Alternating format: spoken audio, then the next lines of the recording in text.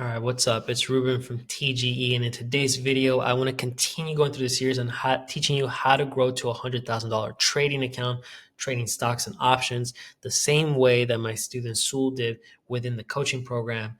And just to kind of recap what was happening in his scenario is that he tried to self-teach himself, and it caused an emotional toll, frustration doing it by himself, this internal conflict of losing this $10,000 account down to $1,700 and feeling like he should give up when he doesn't want to give up, right? Anybody that's trading, you love the stock market, right? More than anything else. As a result, he followed the program. He did everything that he was told to do. And by a year and some change, he grew to $100,000 account. Okay. Now, without going into all this detail, because there's some other videos, you could go check that out yourself as well too. I want to talk about a specific topic that's going to help you out from here on out to have consistent results. Actually, I want to go back to that P&L of his. Keep a notice of this performance. I'm actually going to copy this. I'm going to copy this. Notice the growth of that. That is what you call a healthy account growth P&L, okay? And that's what you want to aim for, okay? This is a healthy P&L account that you want to grow. You don't want to have wild swings. And I'm going to show you an example of a wild swing that I did not like. I came out profitable on my own account, but not that I like, again, a whole lot. But I'll show it to you later. But before I go into that detail, let's go over the community tab here. If you have any questions, drop them down below or whatever you want to ask me, whatever you want, or drop a comment. I like to go over these and then I'll put them in the next video. Okay, so Hunter F2823, which is this Sul, he said, we be smashing Apple. Without your guidance, I'd still be trading on emotions and feelings. F that S word and stick to the plan. Apple, earlier in the community about 4 days ago, I said that 7 days ago, I'm doubling down on Apple, and I gave a whole reason in a whole video too as why I believe it in their Q3. And as of right now, they are up about. So we bought in when it was 205. They're at 227 as of right now. And the option contracts that we are in, and also the shares are up 8%. The option contract, the leaps are up about 60 or 70% as of right now, which is a wonderful trade. And the thing is, Apple is not done yet. So awesome for catching that. If you saw that and you saw a video on to why and you caught that, awesome for you. Okay, Antworks1 said next swing is UPS. One thing that I don't know about UPS is that UPS has bad quarters. Okay, and this is something that I actually talked about in this topic video about doing this research. Their growth is still declining, I believe, in the next couple quarters until it changes. Maybe they'll have a short-term bounce to some upside, right, to relieve some of that selling pressure. But in the long term, I'm not bullish on UPS. I actually probably think that they're going to have even worse quarters to come. So until the data changes, I have no personal opinion on that. All right, let's talk about this topic called separation of concerns. And I want to show you something that this is something that I didn't notice until I had a recent conversation with one of my other students on cleaning up his portfolio, because his portfolio was a mess when we were talking about it. And so I want to talk about this separation of concerns. And because of having this concept of separation of concerns, I have been able to get a 67% year-to-date performance as of yesterday. Okay. And again, because of the separation of concerns, by default, Sul was able to have this healthy growth on his account, which is practically a 45-degree angle. And that's exactly what you want to aim for. You don't want to aim for these wild upswings and downswings like that. That causes chaos and also a lot of headaches. Okay. And so what is this separation of concerns? How does this affect you? How does this help you with your trading? Okay, essentially, this is what I do by default. And again, I didn't realize this until I was talking to one of my students when we were cleaning up his account. So by default, I have a total amount of net pool. I have about a six-figure account, and I split that net pool into different buckets. Okay. Now this year, I had three buckets, and now I'm down to two. And so these buckets that I'm talking about is what I call separation of concerns, where it's a different strategy for each one of these buckets. So let's say that you have a $100,000 account. The way I like to split this up is that for the main fund, I like to think of the macro outlook, because the way my strategy works is that it's based off of EPS. It's based off of this strategy that I talked about earlier: EPS growth, ratio comparison, expected move by the end of the year, and quarterly price targets. Okay. And because of the way that works, I have a win rate about 50 to 60%. And the risk versus reward is a minimum of 1 to 3. When it comes to percentages wise, by like how much a stock moves, that's about a 5% drawdown on the stock if I lose, and about a 30 to 50% gain if the stock to the upside, right? And so that gives me a huge risk versus reward, right? The risk versus reward ratio is huge, which is a positive thing. Okay, that means that I risk a little bit of money, I risk a little bit of the loss to make a huge upside. Now, that fund, this fund right here, the 67% return main fund, is composed of 50%. And this bucket goes into this fund goes into this bucket. Okay. And I hope you can kind of start seeing what I'm talking about here. Okay. Fund number 2, I like to allocate 25%, and I put into bucket 3. This is more of my 6 to 8 months expiration, which I'm looking at a quarterly expected move, not 2 or 3. I'm just looking at a quarter. That means about 3 months. So it could take anywhere from 3 to 6 months in my head of it playing out. And I had another fund 3, which was actually not. I don't. This was temp. If you were to allocate it, I would say put fund 3 into a short term swing trade. Day trades, keep them very, very small. Okay.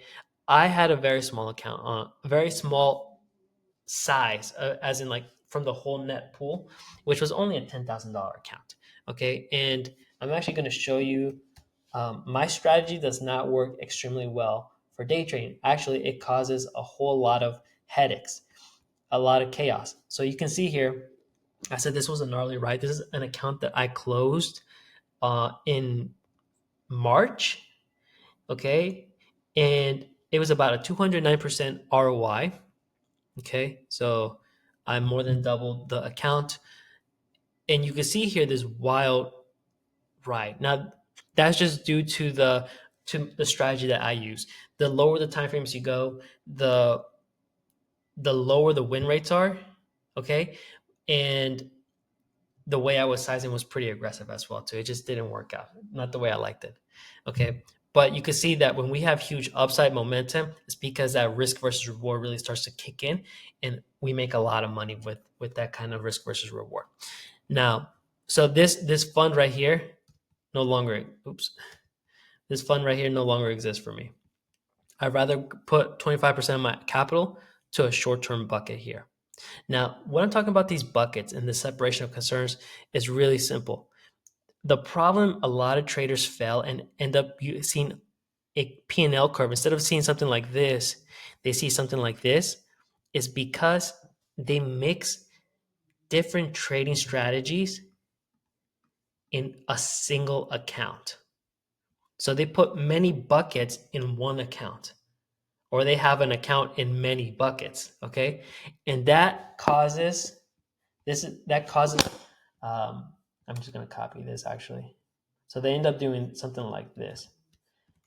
This is the wrong way of doing it. Okay. Wrong way of doing it. Wrong way. Okay. So they have this instead. They have account 1, and account 1. And so what that does is that This gives you different win rates. Each single time frame, each single, like, let's think of it like a time frame, right? If you're looking at monthly versus weekly versus daily, each one brings a different win rate, different expectations, different risk versus reward. And what you're doing is you're mixing your account with too many strategies, giving you too many variables to give you these wild swings in your account, and then more than likely you're actually going to end up losing the account, right? um, Same with like options and shares. You can't treat options the way you would with shares. You can't size in the same way at all. And this gets even more dangerous when you start mixing the account with day trades, because by default day trades are higher risk, higher reward, but also higher risk. So you can end up losing a whole lot there. When it comes to, so if you try to mix again, like your swing trade strategy with day trade bucket in the same account, yeah, it's going to be chaotic, and more than likely you're going to lose your entire account. Okay, just it's gonna be a horrible P&L. You're gonna have a bad experience. You're gonna lose a lot of money. Now, to see growth like this is how you should do it. Now, Sul, I didn't think about this until recently. Like I said, Sul is a short-term swing trader.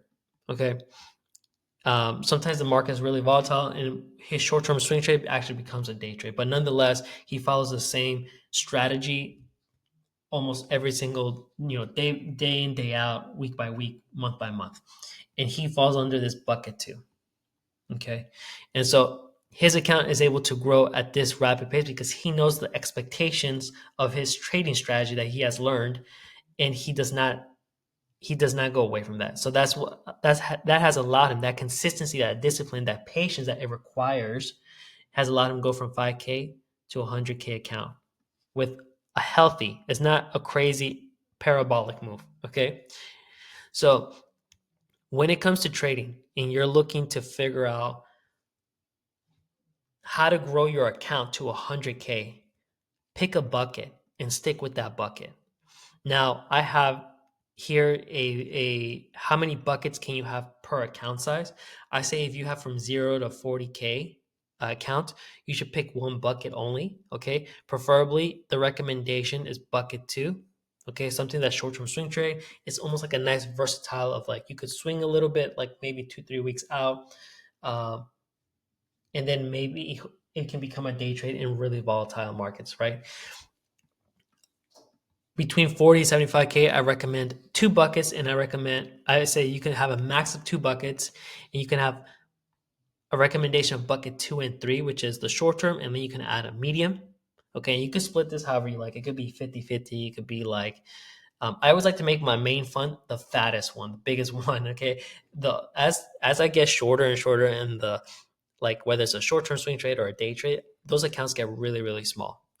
Okay, once you have 100K and above, you're allowed to have 4 buckets. Okay. Now, personally, I like 3 buckets. I'm not a big fan of day trading. Can I do it? Yes. Do I want to? No. Okay. So we swing trade a lot of shares and a lot of leap options, and definitely a lot of 6 to 8 months out. This is how I like to split my buckets. My main fund is about 50% of my net pool. Fund 2 is going to be 25. Fund 3 is going to be 25, thus making 100% of your total net pool. And if you do this, if I promise you, you will have the most consistent results, and you will not look at just one account being bad. You can have account 1 and 2 being really good, and maybe account 3 is doing really bad, but account 1 and 2 are carrying your the losing one, right? It's making up for it, and you're profitable by the end of the year. And so by following this strategy, you will see a healthy growth. Okay, you will see profitable outcomes, and more importantly, somewhat predictable, right? Because the market's predictable. But if you size in correctly, you follow the strategy, and you don't fear anything else, and you don't let emotions get into it, and you just follow it to a T, and you have proper separation of concerns, you're going to see a lot of growth happening. All right, that's it for this video. Again, if you have any questions, drop them in the comments. I like to look at these comments in the community tab, and I'll answer them in the next one. It could be even saying hi, or like, what stock am I looking at, or whatever. And if you want to trade with me and my team, or you need some coaching or something, I'll put a couple links in the description for you to check out. And I will see you on the next one. Peace.